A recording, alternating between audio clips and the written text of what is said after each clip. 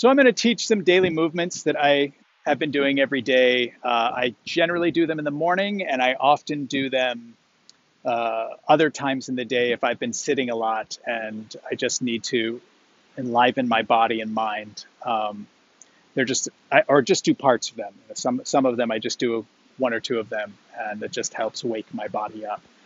But as a formalized practice, I'm going to teach a few moves that I really like, and you can take what you like from them and leave the rest. An important thing to set this up is you don't need to do any of them perfectly. This is all a matter of play and exploration.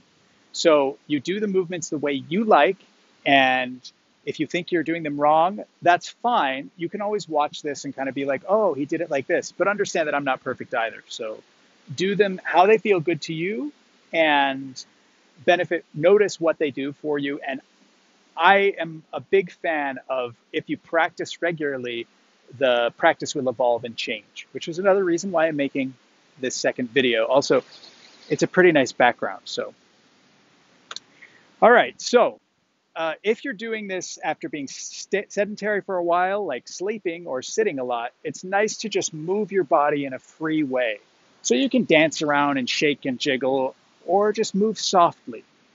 I like this movement because it kind of warms up the spine, warms up the shoulders, warms up the hands. The knees can go up directly in front of you or cross over the midline. So just explore. There can be a little bit of ankle flexion, but it's just about waking up the legs and waking up the arms. And you may do this again, if you like this movement. The second movement, as you've heard me talk about, there was a Buddhist monk I met in Thailand who had some back problems, and a Qigong doctor just told him, well, just do this 1,000 times a day. And it cured him of his back problems.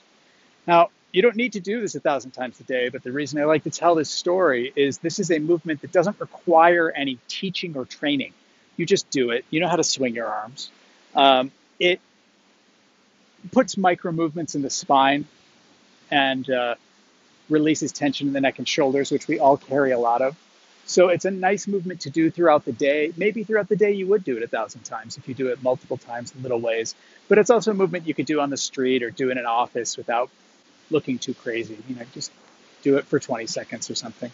If you did it for 10 minutes, people might be like, wow, what the fuck? But it's a nice way to start the day. You can roll the shoulders forward and backwards. You can play with the tension of the neck and shoulders, or you can just swing the arms. You can turn the hands forward and backwards. There's all sorts of little variations. And it's that kind of thing, and the simplicity of a movement, that you can add infinite details and then return to simplicity and explore the actual sensations you're having. And I think all of that is about integrating different levels of consciousness, nervous system into the body, which helps health blossom. After this movement, I tend to do spinning. And I usually start with letting the hands be free like this. A lot of people like to slap their shoulders. It's nice when you do any kind of spinal twist that you try to straighten the spine. So it can be a bit awkward for a lot of us to tuck the tailbone down. But if you can imagine flattening the lower back, at least for me, I know that my tailbone often comes up. So especially with spinal twists, flattening the tailbone, and letting the head turn. Anyway, after doing this for just a little while, direct your hands to hit the navel and the back right behind the navel. Now, the navel is thought of as a orifice for receiving life force energy, or chi. When you're a fetus, obviously, it's where you get all your nutrients. And the Taoists like to believe you still can get nutrients through there, energy nutrients. The space right behind it in the spine, the door of life, it's a very fancy name, so they considered it to be very important. It's where the energy enters you from behind. If you can imagine a circular movement going like this, you can kind of feel the energy field if you play with that. But just, there's energy coming in from the front and the back. When you swing and hit your belly like this, it's also a good reminder to tighten up your core. So it's not like gripping, it's more like engaging. I always like to say that about tightening the muscles. You want to think of it as not like tightening and constricting, but engaging. if you get all the muscles involved, wake them up. So the tapping can be good for that. It can be good for the digestion. Just all that. All right. So after doing that, lately what I've been doing is a forward bend.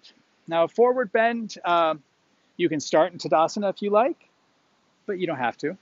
But the important thing that I like to do is to fold forward, trying to keep the spine as flat, and the spine and legs as flat as I can, and stopping whenever I notice the legs want to bend or the back wants to curl. And just exploring what that feels like to keep the spine flat, and then see how much closer you can get to the ground while keeping the spine flat. You can have your hands underneath your shoulders, which if you put your fingertips on the ground, you might need to bend your knees to do it. But eventually you can straighten your knees and you push with your fingers to help you pull through the tailbone back and elongate through the spine. If you can't do this, you just put your hands on your knees or your legs, wherever you can touch. Eventually, if you can flatten the palms and drop the head and just play with opening the back. This is especially good if you're at home, sticking your butt up in the air when you're in an office or out on the street is not such a good idea. But playing with putting your hands on the ground and moving your hands back so your fingers are in line with your toes, sucking your belly in and laying further down. If you suck your belly in, you can lay down further on your legs. And you alter, like this is more of a yoga thing, you alter elongating through the spine, elongating through the legs, and then just laying down and relaxing. It's a really nice back opener. You come up from it slowly. I just started to come up quick. You come up from it slowly so you don't get too much of a head rush. And if you're standing in the dirt or the sand, you wipe your hands off.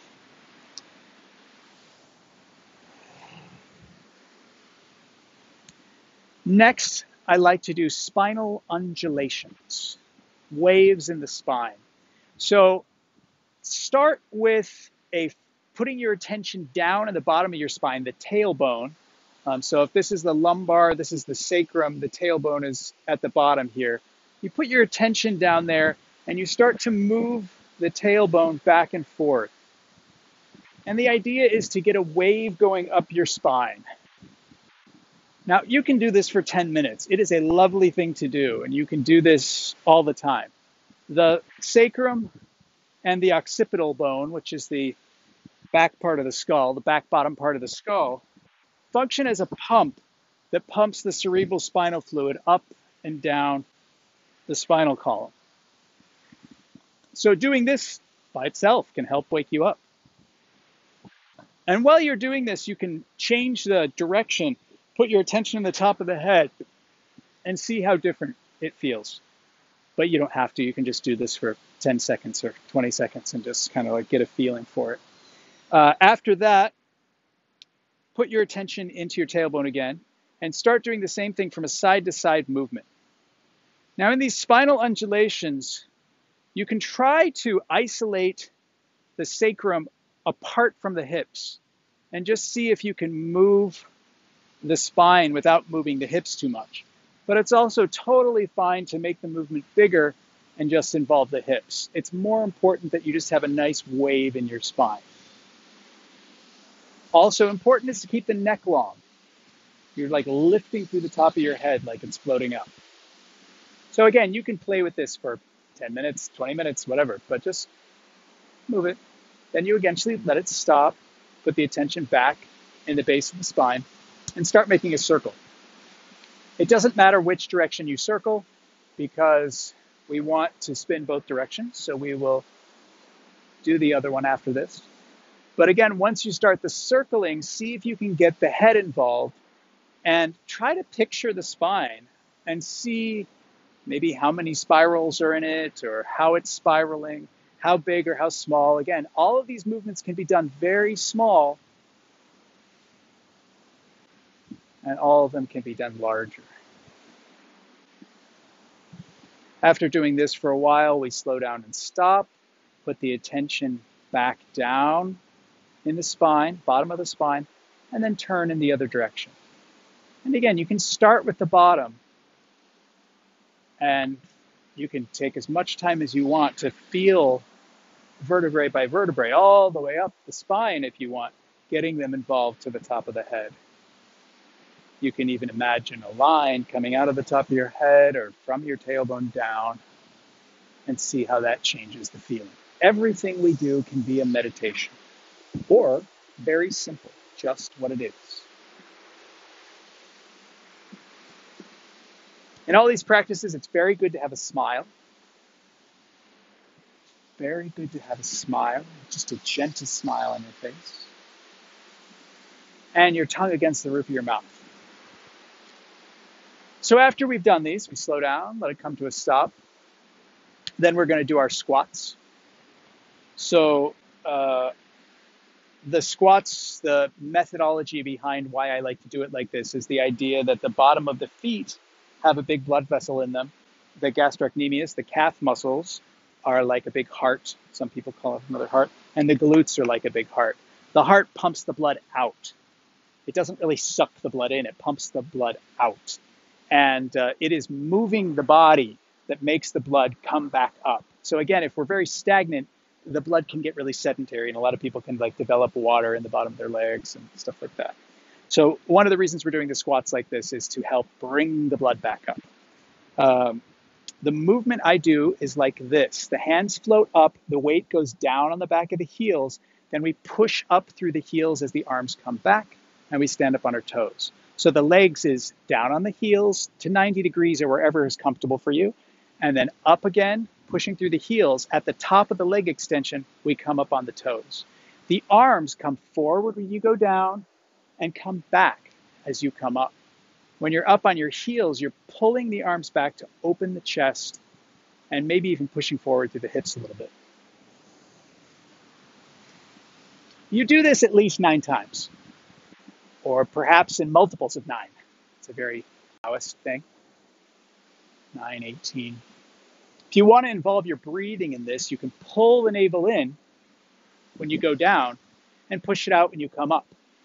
Reverse breathing is that you breathe in when you go down, breathe out when you come up.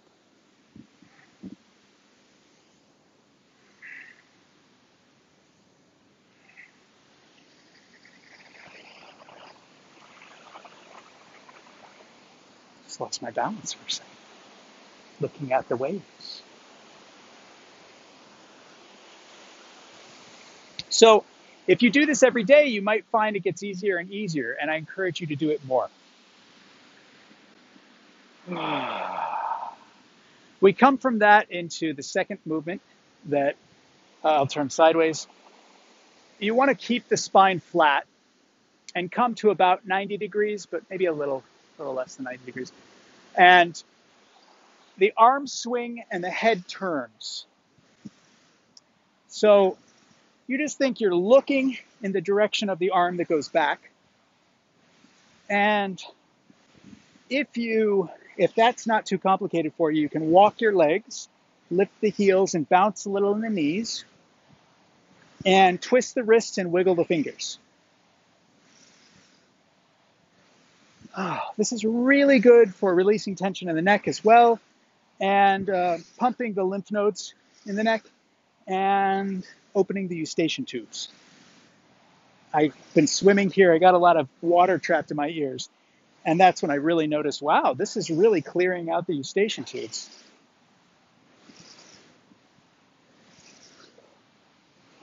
So again, we do that about 9 times on each side or more.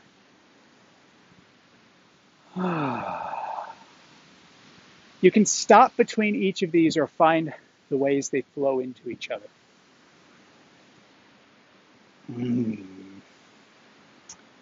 So the next movement, it's a standing spinal twist, but it's a fascia twist. It's twisting all the fascia in your body. All the fascia in your body relates to all the other fascia in your body. So doing these twists can really help loosen the whole integrative structure of the body, because there can be a lot of binding in the fascia. So a simple movement is to start lifting the right arm while looking over the left shoulder, pointing the right toe And the addition I've been doing lately is twisting the right leg so that the right heel comes out to the side or even forward a little. The left foot does its best to stay forward. You feel a twisting in the left leg, a twisting in the right leg, and the right and left arm are also twisting and extending up and down. So the neck, spine, arms, legs are twisting. Sounds complicated, but once you practice it, it's not so bad. So again, you turn to the other direction, lift the arms and the legs up, twist out the left heel, twist the hands, the wrists, look over the right shoulder. Now this can be done quickly or slowly. It's good to just be with however it feels in your body.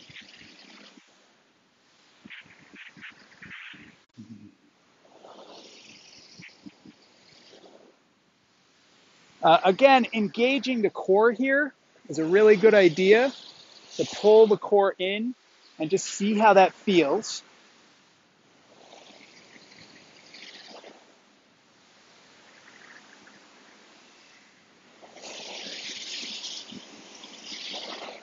I like breathing in when I extend up and exhaling as I relax.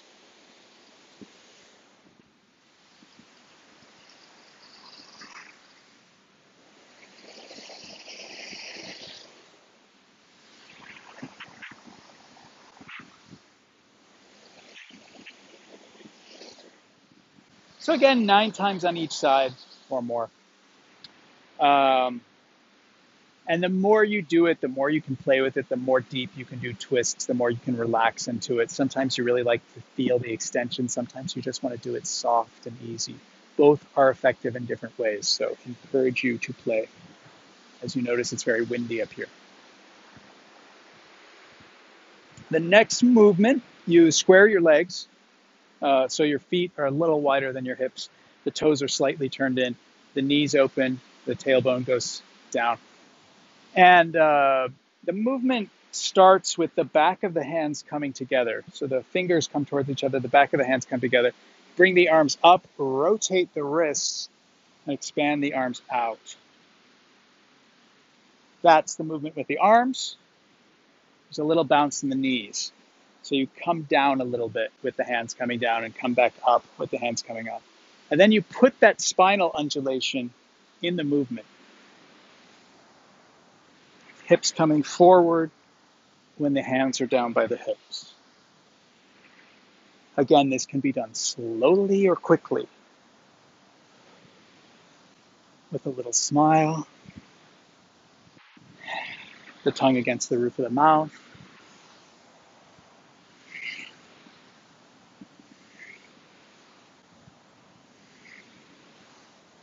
I find myself breathing in the navel when the hands are coming down.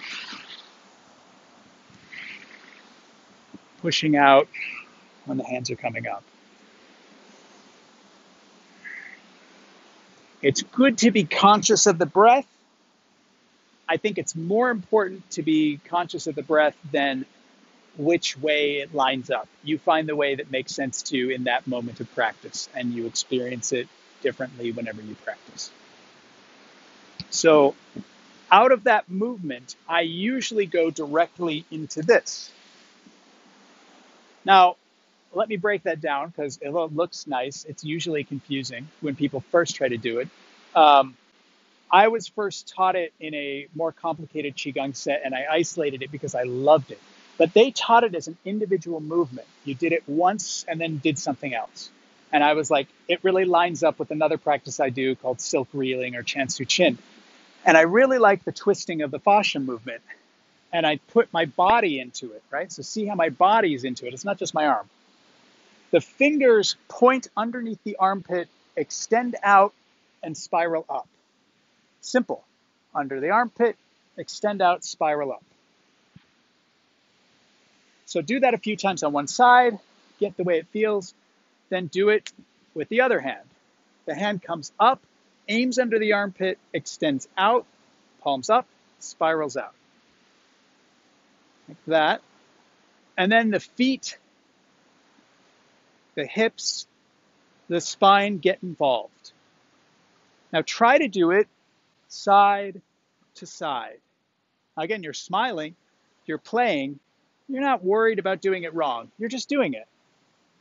You can maybe point the toes, bounce a little in the knees, slide the hips side to side, feel the shoulders go side to side. You could turn with your head, or you could just let your head rock from side to side. Feel that wave in your spine, the side to side wave in your spine.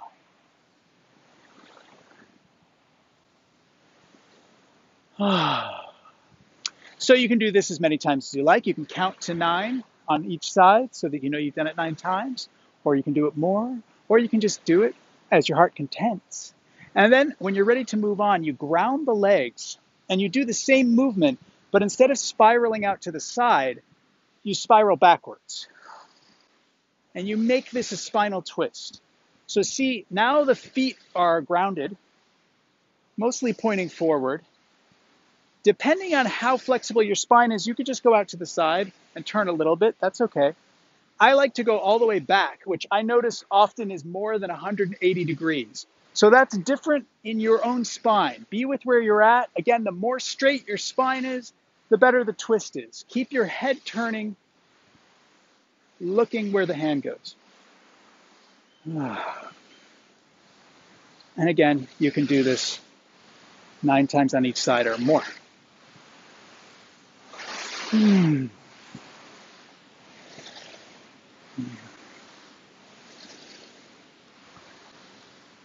when you feel like you're done with this, you can stop.